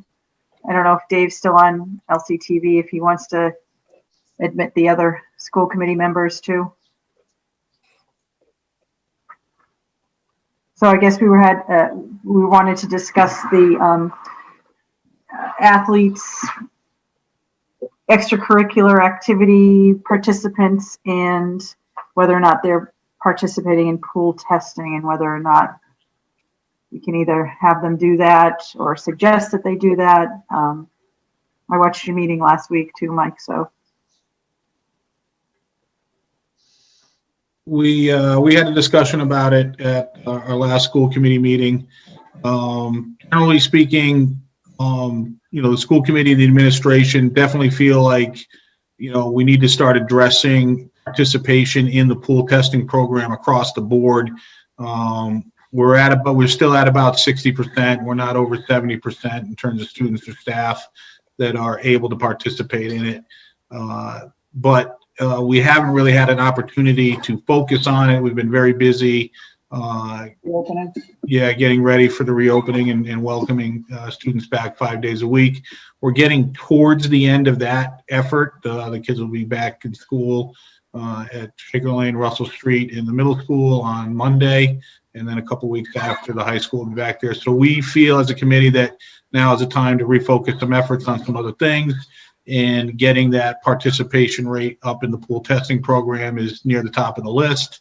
We talked in general terms about education and outreach and trying to assuage concerns or misinformation or concerns that might be misplaced, and trying to get people to understand the value of it. What we definitely agreed upon and reached consensus on was that we didn't think coercing anybody to participate was the correct way to go. And didn't seem like that was something that we would support. But targeting students that are participating in athletics or other extracurricular activities for, outreach, absolutely, that's fine. But again, we really feel like it should be that shouldn't be at the expense of making an across the board effort to get kids in. As Katrina said, with more kids in the building, more days, getting that rate up so it's truly predictive of where the virus might be across the population in the buildings every day is more important now than it ever was. So while the athletes are important and ostensibly, engaging in higher risk behavior, although I personally question whether or not that's really where the higher risk behaviors are, is participation in interscholastic athletics, when so many of our children are participating in non-interscholastic athletic practices and games for club sports and other things and other activities that aren't sports related, but still push the boundaries of what is safe behavior given the circumstances we're still dealing with. So we're definitely gearing up towards that effort. But as I said, we really feel like it needs to be an across the board effort rather than being focused on a very small minority, and the coercion aspect of it is something we really struggled with. Yeah, I agree. And I watched your meeting the other night, and I loved Justin's recommendation to have the captains of the teams, be leaders and trying to get the kids involved in the pool testing too. Their team members, because like you said, Mike, you'd hate for them to go, the whole season and go to get to the end of their season, get to playoffs, and then find out that somebody on the team, makes the rest of the team sick, and that they have to, forfeit or bow out or whatever, Right. they do. So, I will say that the coaches and the athletic director have already been preaching all of the 2 seasons prior to this, and now into the 3rd season with the 4th season to come.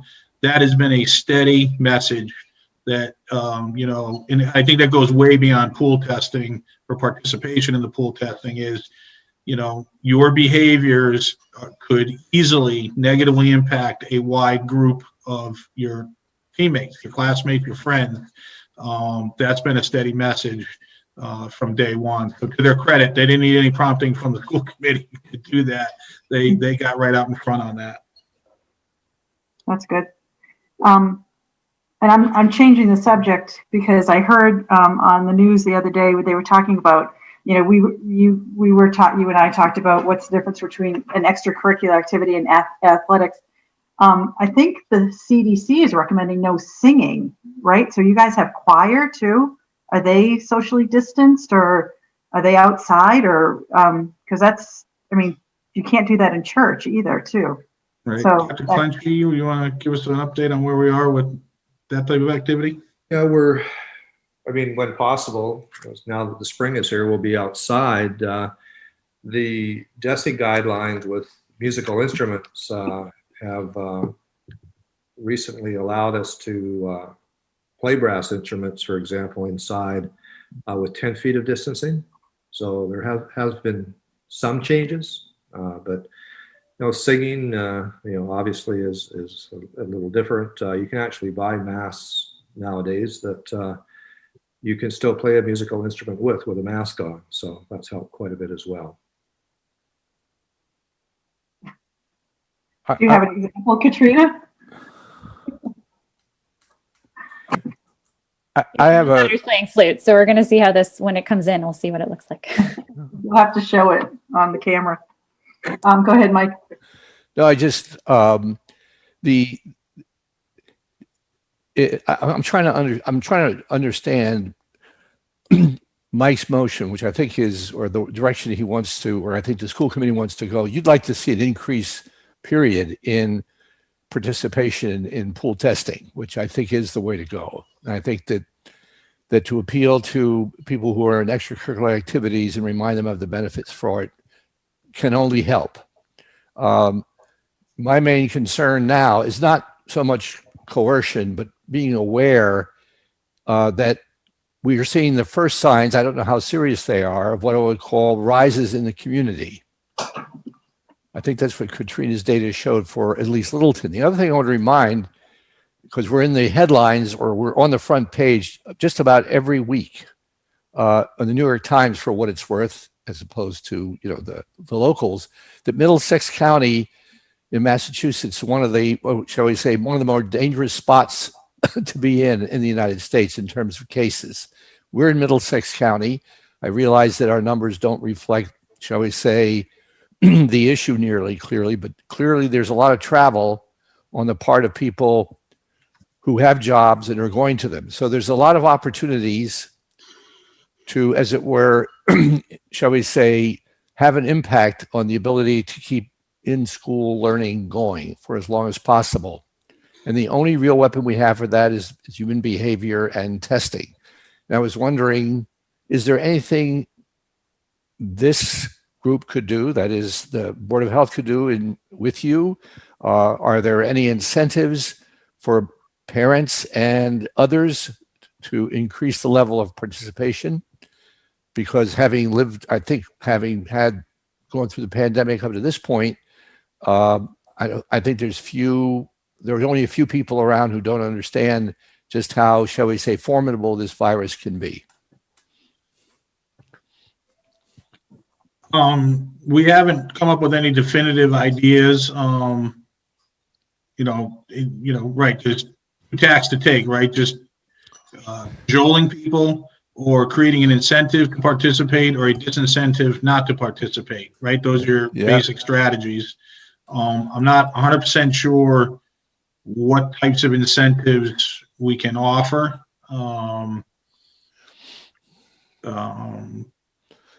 But I'm open, we're all open to suggestion, and if we put it out to the community, we've gotten quite a bit of support from them in terms of ideas. So it wouldn't shock me if, after hearing a conversation like this, people are throwing out what they think is the right way to go, and we'd be interested in seeing what people have to say about that. Great. It could be as simple as lollipops, so I don't know. No lollipops. No, Right, exactly. The dentists don't like that. No. Vaccinations, maybe? Right. Can't promise that. I mean, All right. we may have more people participate in pool testing as soon as we bring more students back. That could be, what we're looking for here. I mean, there is some unknown. I don't know what the anticipated vaccination rate is across the nation currently, but I remember a few months ago reading an article, and they were predicting that about 60% of the nation would opt to be vaccinated. I would hope it would be higher than that, and maybe those numbers are invalid now, but I'm not sure whether that would parallel with pool testing or not. I mean, our hopes is to get up into the 80% range, and we're doing everything we can. We've had a virtual seminar. We send home updates every week, at times with little videos. We've demonstrated how easy the pool testing is. I know when we first started, we had some students in high school even, they felt that the swab was a foot long and it was going to be a brain swab rather than a nose tickle. So we took care of those. It's those kinds of things that would prevent or scare kids from taking it. I know central office staff and principals have gone out to the schools and been swabbed with the kids so that we're setting an example. And so we're trying to think of everything we can to increase participation rates. But some people will feel it's necessary, others won't. And our job, I guess, is to continue to try to convince people that this is the best way to not only keep our schools safe, but our communities safe as well. Can you talk, Mike, or anybody talk a little bit about the that rapid test that you'll do if you find a positive member of a pool? Right. If you're in a positive pool, and you would immediately be offered access to a rapid antigen test, the Buy Next Now test. It would be administered, I'm going to use the term at school kind of loosely, but it would, you wouldn't have to go anywhere. It would be in Littleton, right? And it would be as soon as you can get it. Like if you're tested on Monday and you find out Tuesday that you're in a positive pool, if you're at school, you can get tested at school. If you find out later in the day, Tuesday, you've already gone home, you can come back Wednesday morning, and before you enter the building, we can get you tested and find out within 15 minutes if you are one of the positive cases. If you're not, you go in the building. If you are, then you have to go into the next level of the protocol. So we haven't had to implement that yet. That's good news.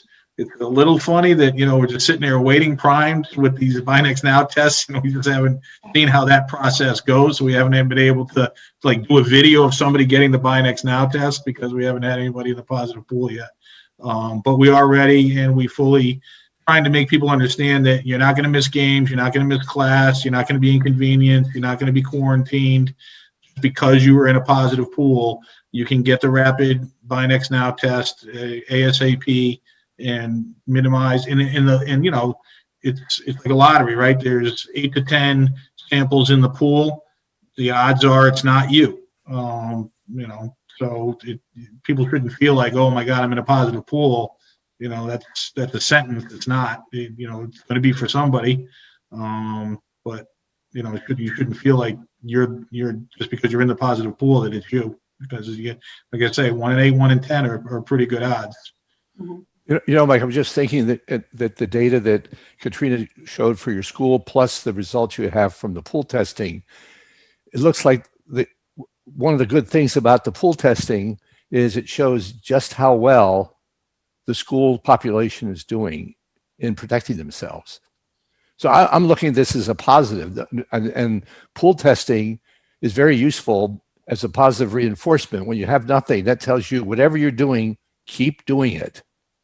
In fact, pile on, do more. Right. Absolutely. So it doesn't mean that there's no virus in the building because that's correct. Yeah. I mean, right. We don't have a high enough or frequent enough testing to really be confident of that. But it is definitely showing, at least in my mind, from a layperson's eyes, that if you're coming to school every day and you're going through all the mitigation efforts, you're in good shape. You're at low risk, almost no risk of getting it there. Doesn't mean you're not going to get it. Depends on what your other behaviors are when you're not with us. But when you're with us, you're in good shape. Yeah, and I try to couple that with the more folks that opt in, the better you can look, because that you get more folks in who are negative. That really speaks well for the school. You can stay open. It's a very positive reinforcement. Sometimes they get lost when people talk about pool testing. It seems that we're looking for cases. Actually, we're basically doing a test basically to find out that we're not, and hopefully what we're doing is really working. And hats off to the school population and the folks there, the staff and everyone, because I think you've labored long and hard in whatever you're doing, along with the parents and the students and the staff. It's working, and the pool testing is one measure of it. And the more folks that are in the pool testing, the more credit is due you. Yeah, good job. One question, Dr. Clunchy, you were talking about when they open and there's more kids. Are the remote kids? I guess they're not in the cohort, so they're not participating in pool testing at all, correct? That's correct. Okay. But we do have some remote students that are taking part in co-curriculars and extracurricular sports. So they do have contact with other students. I just wanted to mention that pool testing and participation rates certainly is a discussion and at times an issue way beyond Littleton. Within the state of Massachusetts and beyond, we were approached by the Shaw Foundation a couple of weeks ago to be a showcase district at a national forum next week, with the intent of the forum having other school districts see school districts that have been successful at implementing pool testing. So, I mean, at a national level, they're trying to bring more districts on, and part of it obviously is the cost. It's not inexpensive. I mean, there's a significant expense. In Massachusetts, I don't know what the exact percentage is, but I would venture to guess that maybe 30% of the districts are taking part in pool testing. So it's not as if we have a 90% participation rate across the state. So when we're talking about sports programs and the fact that we play other districts, and it's certainly depending on the sport, we would be going to different communities. Many of those communities aren't pool testing themselves. So it certainly isn't a perfect picture in terms of pool testing is the key to preventing or catching the spread of COVID in your schools. It's helping us in our schools and our community, but we all know that most of us travel beyond our community, including our students. You made a strong argument for pool testing. Okay. So I guess we'll just continue the discussion. Does anybody else want to make any comments? Anybody else from the school committee? Oh, good. So I guess Mike and Dr. Clunchy will just continue our discussion with this as we see you guys reopening and see what the numbers look like. Yep, fingers crossed. We're very hopeful that it'll go well, and we're hopeful that we have a strong finish to what's been a challenging year. But if we do have that strong finish, we really think it'll be give us a kick forward for September, and we're very optimistic about what September will bring in terms of getting back to, you know, what feels like a normal school year and all the benefits, academic, social, emotional, that would portend for our students and keeping everybody safe and healthy. And remind me, how many more weeks left of school? What do we got, Dr. Clinchy? 8 to 10? 10? You're muted, Kelly, you're muted. You think with the number of meetings I have every day that I would remember to hit the button. Yeah, close to 10 weeks. And that's not including April vacation, or? I believe it's inclusive of April. Okay. All right. And do you guys are still planning on doing the pool testing for those 10 weeks? We haven't made a final decision on that yet. I mean, you know, we've only really been in it for 4, you know, so we're still, and we're in the period where the cost is being wholly subsidized by the state. So we just need to have one more discussion about, you know, do we see the merit of continuing from a not putting the cost aside for a minute? And then assuming that we do, then we just have to factor in the cost. We've done some preliminary work on that, so we're confident that the cost isn't going to be an overriding factor in the determination to continue. You know, we think that funding from the government should be sufficient to get us across, or allow us to do it to the end of the year and not negatively impact other budget priorities. But we haven't made that final determination yet, but it will be on one of our probably not, it won't be decided tomorrow, and then we're not meeting next week, but in all likelihood, the week after that, we'll probably make a final determination about that. And do you think that there's a maximum number, like, of cases that have you guys talked about that? If there are cases in school, and I guess the state too, that they go back to hybrid? Or well, yeah, I mean, absolutely. There's certainly a possibility. We don't have we haven't been using hard metrics to determine that. It's more of a, you know, seeing how the situation evolves, because you know, using the red, the yellow, you know, just Littleton, or is that really predictive because we're so small? Blah, blah, blah, all these things that we've debated. Mm-hmm. So we've tried not to tie it down to specific metrics because we feel like that could potentially box us into a corner where we either do something we don't find out we didn't really need to do, or worse, we don't do something when in reality we should have done it, even though the metrics we picked didn't predict that we should have. So we'll continue to evaluate it. I know it's a moving target. Yeah. I mean, as Katrina said, barring some kind of, you know, unforeseen circumstance relative to the variants and things like that, one would think that we're probably not going to get in a whole lot worse shape. And if we're good enough to be open now, we should be good enough to be open in 2 weeks, 4 weeks, 6 weeks, 8 weeks, especially with the pace of vaccination continuing to accelerate. But the variants are out there, and behaviors are going to change as we get more open. So we will continue to evaluate it and make the decisions we have to make to keep everybody safe and healthy. All right. Thank you. Any questions or comments from either board? They do what they can. Thank you. Mike, would you be helped if you at least had a so, a clear, shall we say, support of your efforts from the Board of Health? Would it help you one way or the other? For increasing participation in the pool program, or just in general? I would have to call your overall effort. The pool testing is part of all the mitigation. It's basically they're all linked. Yeah.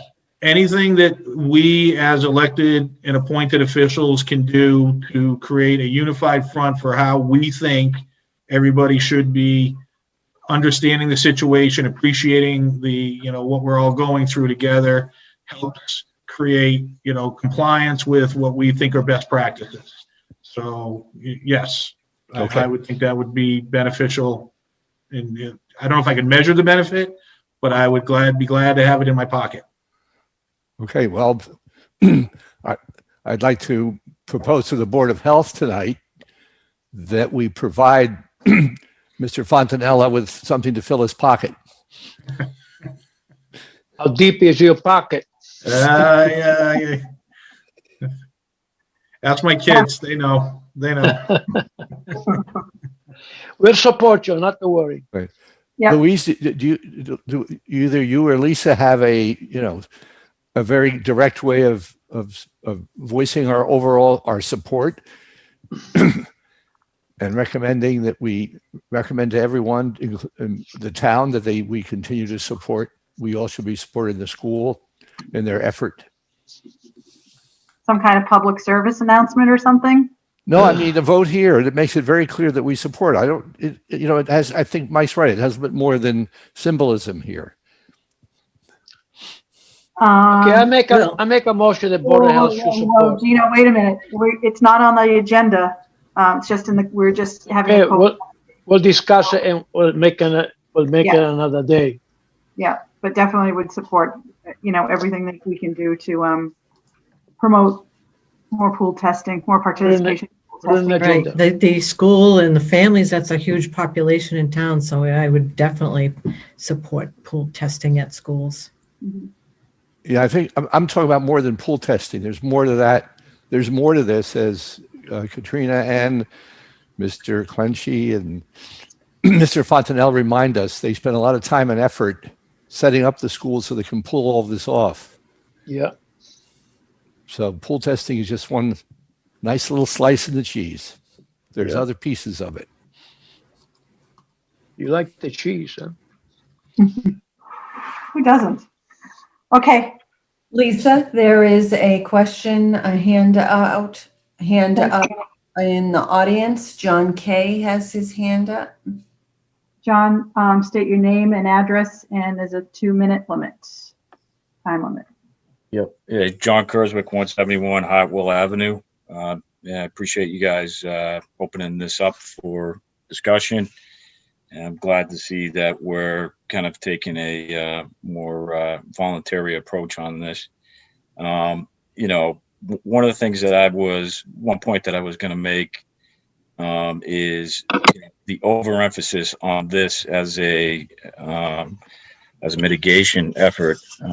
And I think the school should continue to monitor the situation, but with 99% or whatever it is coming up negative, to me, it reinforces that the best thing we can do is continue to focus on the symptomatic people.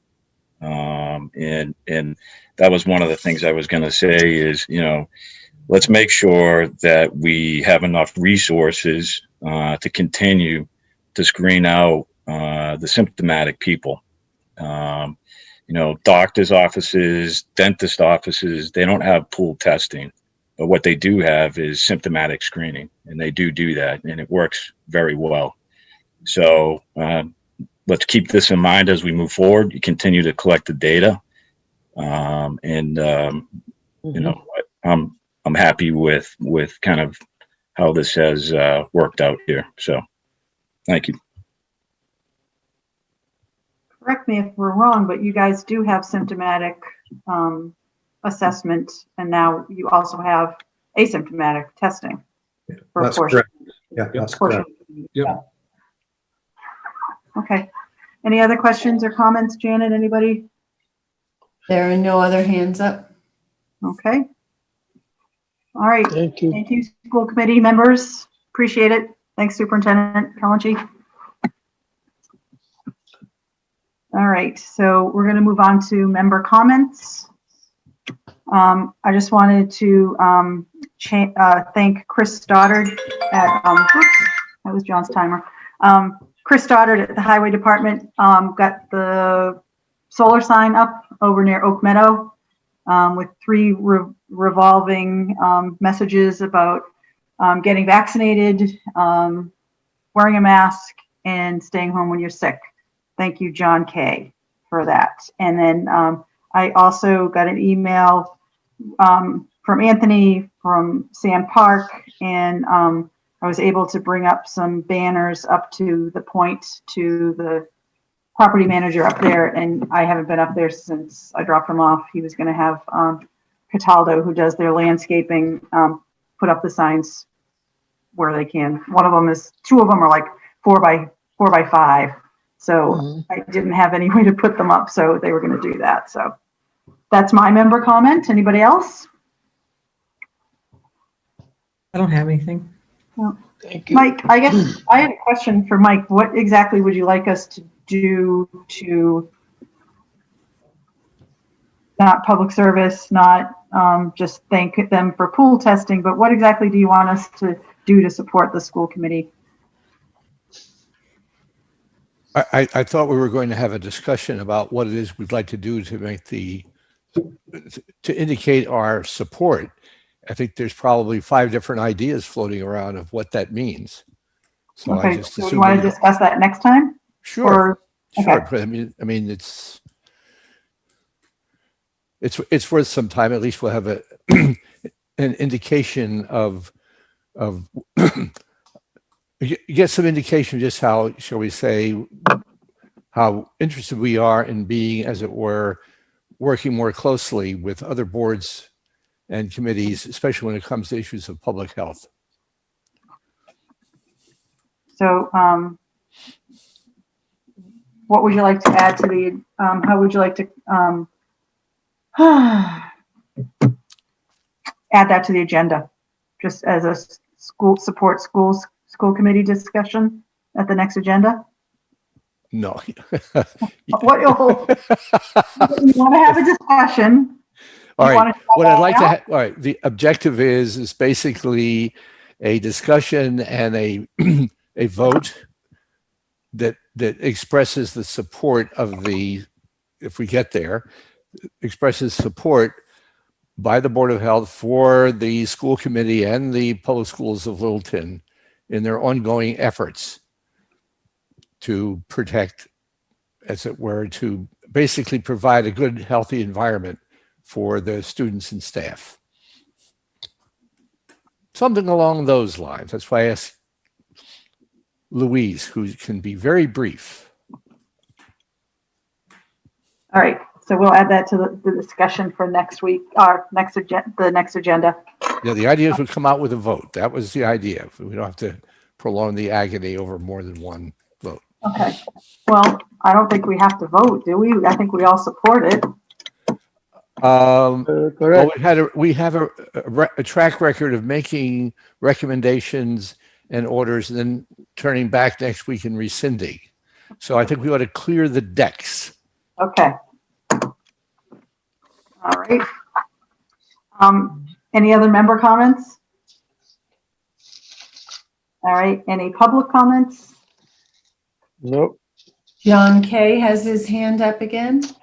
Okay, John, name and address in 2 minutes. John Kurzwick, 171 Hartwell. Mr. Fratelloni's off mute. There you go. Anyways, this is somewhat related about the variance, and I don't know if anybody saw the debate between Mr. Paul and Mr. Fauci, and back and forth. Okay, so it seems on one side there's a question about reinfection, and so I guess my question to the board, or maybe it's Jim, Mr.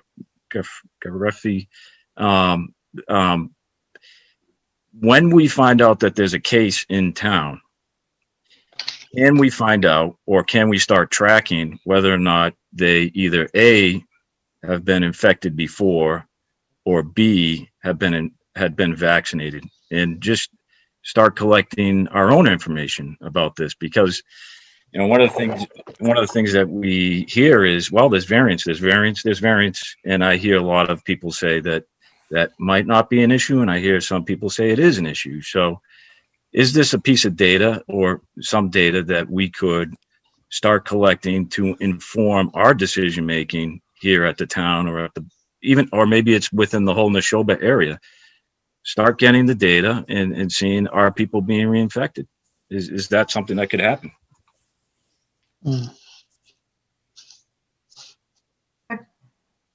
Thank you. Any other public comments? All right. Anybody want to make a anybody have one last question? Jim, did you have anything to add before we? So to John's point, I know the state epidemiologist, Dr. Katie Brown, will update boards of health on the variants in the state.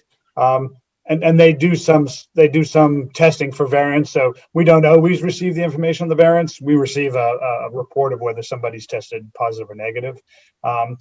Initially, when the UK or the B117 variant was out there, we would get, if somebody was in our town that they had also tested the sample for the variant, they were letting us know. There wasn't anything additional we needed to do, but they were just letting us know, as surveillance data. They've stopped even doing that with the UK because they know, or the B117, they know that variant's in the state. I know the state is keeping track of it, and I know the state is probably using that information, but it's not stuff that's trickling down and numbers to the local boards of health. I can certainly check with our nurses to see what information, if they're asking information about reinfection for cases when we're doing the contact tracing. I just don't know that answer off the top of my head. So. Great, thank you. All right, anybody else have anything to say before we make a motion to adjourn? Motion to adjourn. Oh, we're not done yet. You say make a motion. I made a motion. No, does anybody have anything else to say before we have to, the next, what are we thinking about going back to every other week?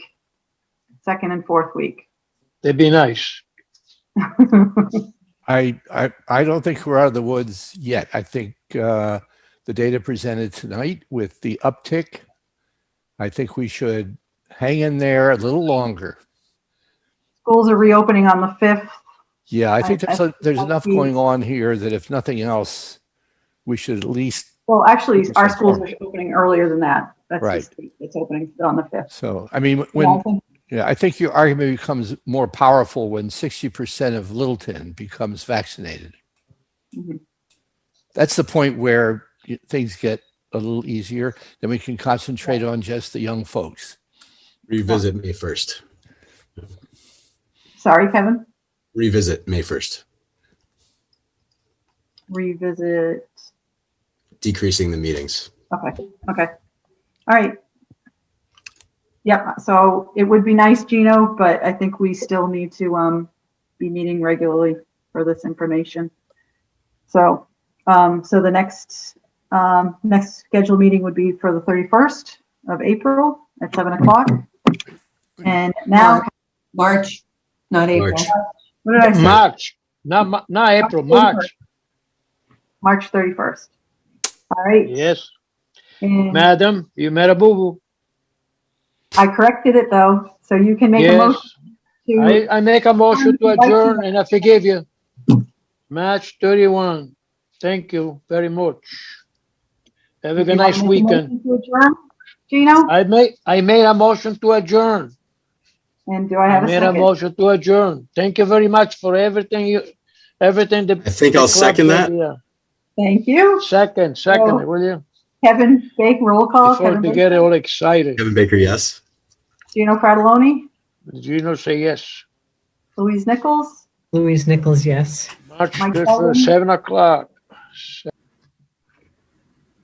Mike Zeldin says yes, and maybe we just leave Gino on for the night while we say good evening. Keep them going. And Lisa Flanagan, yes. All right, meeting adjourned. Thanks, guys. All right, everyone. Thank you.